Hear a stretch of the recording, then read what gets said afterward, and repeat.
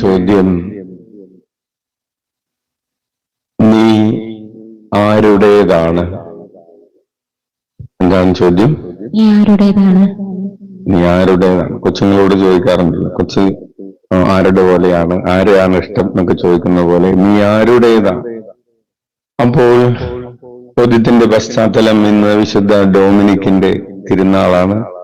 നമ്മുടെ ബഹുമാനപ്പെട്ട സിസ്റ്റേഴ്സിന്റെ patrons day ആണ്. നമുക്ക് സിസ്റ്റേഴ്സിന് പ്രത്യേകമായിട്ട് ഈ തിരുനാൾ മംഗളങ്ങൾ ആശംസിക്കാം. വിശുദ്ധ ഡൊമിനിക്കിന്റെ പേരിന്റെ അർത്ഥം സ്പെയിനാണ്, സ്പാനിഷുകാരനാണ്. അപ്പോൾ ഡൊമിംഗോ എന്ന് പറയുന്ന സ്പാനിഷ് വാക്കിന്റെ അർത്ഥം ഞാൻ ദൈവത്തിൻ്റെതാണ് എന്നാണ്. അതിൽ നിന്നാണ് ഡൊമിനിക് എന്ന വാക്കുണ്ടാകുന്നത്. അപ്പോൾ ആ ഒരു പശ്ചാത്തലത്തിലാണ് നമ്മൾ ചോദിച്ചത്, ഞാൻ ആരുടേതാണ്. അപ്പോൾ തന്റെ പേരിന്റെ അർത്ഥം അനുസരിച്ച് ജീവിക്കുകയാണ് വിശുദ്ധ ഡൊമിനിക്. വലിയ ഒരു സാമ്പത്തികമൊക്കെ ഉള്ള ഒരു ഭവനത്തിൽ ജനിച്ച ഒരു വിശുദ്ധനാണ്. 1170 അദ്ദേഹം ജനിച്ചു സ്പെയിനിൽ.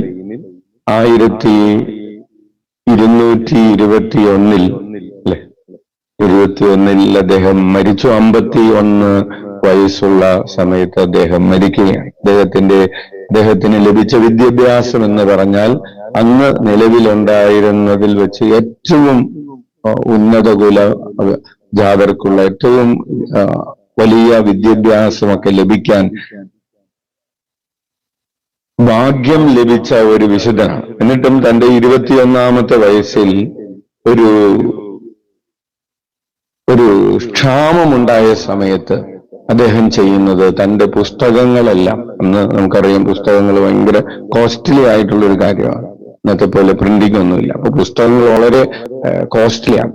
തന്റെ പുസ്തകങ്ങളെല്ലാം വിറ്റ് പാവങ്ങളെ സഹായിക്കുകയാണ്. അതിനുശേഷം ഇദ്ദേഹം വൈദികനൊക്കെ ആയ സമയത്ത് ഒരു അൽബിജൻസിയൻ പാഷണ്ഡത എന്ന് പറയുന്ന ഒരു പാഷണ്ഡതയുണ്ടായി സഭയിൽ. ദൈവമാതാവിനെതിരെ അല്ലെങ്കിൽ ഈശോയുടെ ദൈവത്വത്തിനെതിരെയൊക്കെയുള്ള ഒരു പാഷണ്ഡത, ഒരു വിശ്വാസം, അതിനെതിരെ ഇദ്ദേഹം പ്രസംഗിക്കാൻ തുടങ്ങി. പ്രസംഗിച്ചിട്ട് ആർക്കും മാറ്റമൊന്നും വരുന്നില്ല. ഭയങ്കര പ്രസംഗങ്ങളാണ്. നല്ല വാഗ്വിലാസം ഉണ്ടായിരുന്ന ഒരാളാണ്. തീപ്പൊരി പ്രസംഗങ്ങൾ നടത്തിയിരുന്ന ആളാണ് വിശുദ്ധ ഡൊമിനിക്.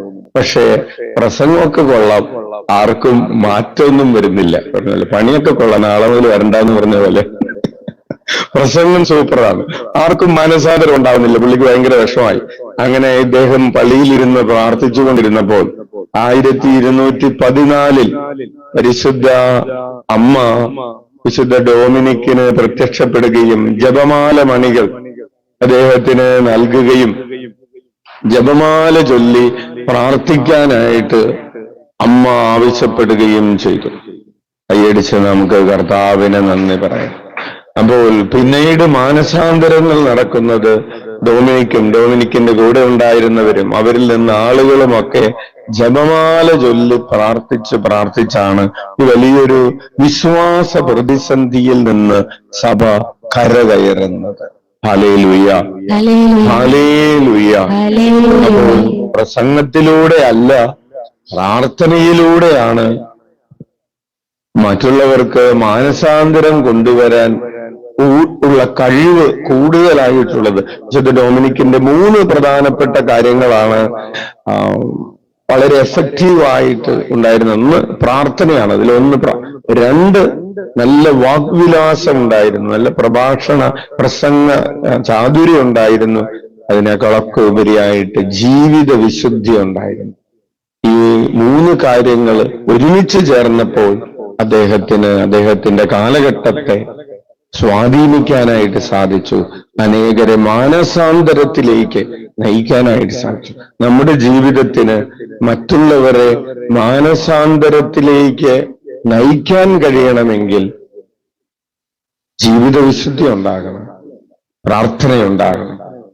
ഇത് രണ്ടും ഉണ്ടാകുമ്പോൾ ബാക്കി ആവശ്യമുള്ളത് താനെ വന്നോളൂ, വാക്വിലാസമൊക്കെ താനെ വന്നോളൂ. പൗലോസ് പറയുന്നുണ്ടല്ലോ, എനിക്ക് വലിയ വാക്വിലാസം ഒന്നുമില്ല, പക്ഷേ പൗലോസിന്റെ ജീവിതം അനേകരെ മാനസാന്തരത്തിലേക്ക് നയിച്ചു.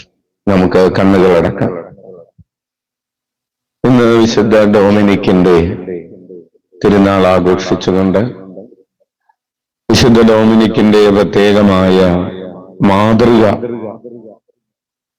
മുന്നിൽ കണ്ടുകൊണ്ട് മാധ്യസ്ഥം അപേക്ഷിച്ചുകൊണ്ട് നമുക്ക് പ്രാർത്ഥിക്കാം. നമ്മൾ പ്രാർത്ഥനാ ചൈതന്യമുള്ളവരും ജീവിത വിശുദ്ധിയുള്ളവരും ദൈവരാജ്യ രഹസ്യങ്ങൾ പ്രഘോഷിക്കുന്നതിന് കെൽപ്പുള്ളവരും പ്രാപ്തിയുള്ളവരുമായി തീരുവാൻ നമുക്ക് പ്രാർത്ഥിക്കാം.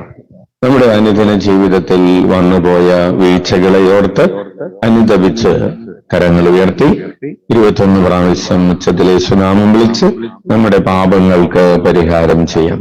ഈശോയേ